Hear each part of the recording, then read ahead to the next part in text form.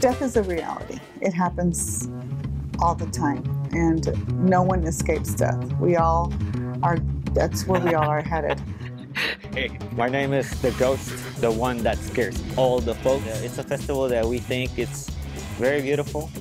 It teaches you from a very young age about life. Dia de los Muertos is not anything but remembering or taking the time to remember those that are no longer with us. It's a tradition with Hispanic and Latino cultures, and I love the artistry and pageantry of it. There are many families that still celebrate it today. It's still very strong.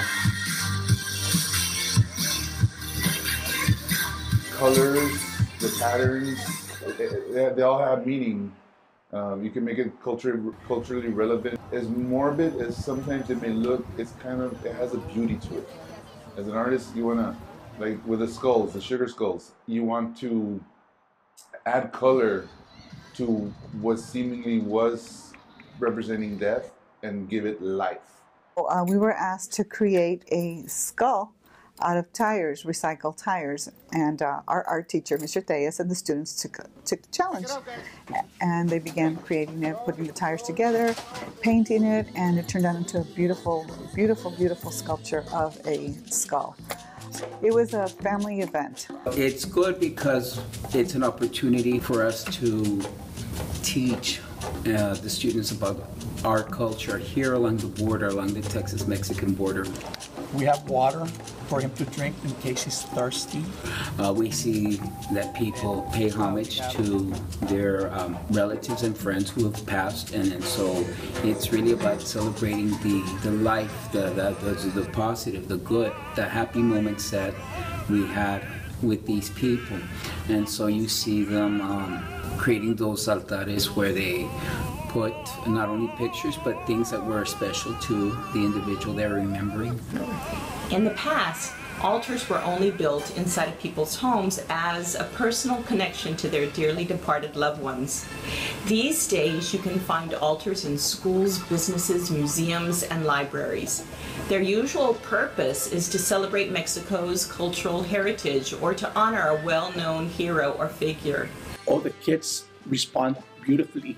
They enjoy working with the articles that are on the altar. They especially like the candies. Usually they prefer to eat them, but actually it's only part of the decoration for the altar. Many times in the United States, we as Hispanics have forgotten to really celebrate it. And it's nothing of the other world. It's not religious in nature. It's cultural. It's really a big celebration. Halloween has become very commercialized, and this All Saints Day festivity is not a commercial thing. It's more of a familiar thing. Being on the border, I think a lot of our students are exposed to some of these traditions, but they might not really have an understanding of where they originated or why we as a people celebrate them. Traditions without the knowledge behind them kind of lose their importance. Y una de las actividades que tenemos son los altares. Los niños presentan sus altares a personajes que ellos quieren, escogen algún personaje y se hace una competencia entre mis estudiantes. Se les da toda la información desde la historia, desde los aztecas, cuando empezó este proyecto de que ellos honraban a sus muertos. También tenemos la celebración. Ellos hacen unos poemas que se llaman calaveras y los pueden dedicar a gente que haya fallecido o también a gente que todavía vive, porque la cultura mexicana se toma como algo no de tristeza, sino de alegría, lo que es la muerte. Entonces a veces hasta se hace chiste de la muerte, lo hacen de una manera graciosa y los estudiantes estuvieron trabajando con poemas y eso les da la oportunidad de ampliar mucho su vocabulario en español. Fútbol Daniel jugaba siempre muy atrevido.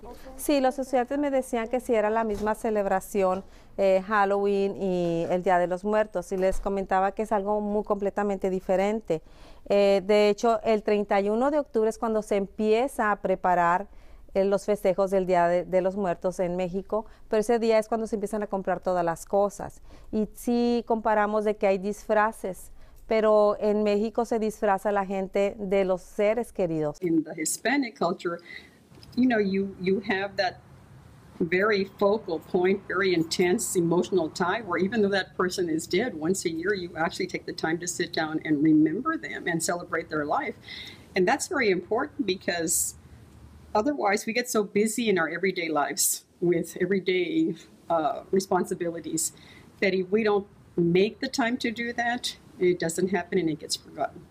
Lo que representan los esqueletos, las calaveras, es la muerte, pero la muerte no está tomada como el fin de la vida, sino que más bien es el inicio o la continuación de la vida. Es por eso que no lo toman de una manera negativa. Because oftentimes we take too many things in a very serious, dreary manner, when I think, you know, the lightness of it makes us understand that life is to be enjoyed.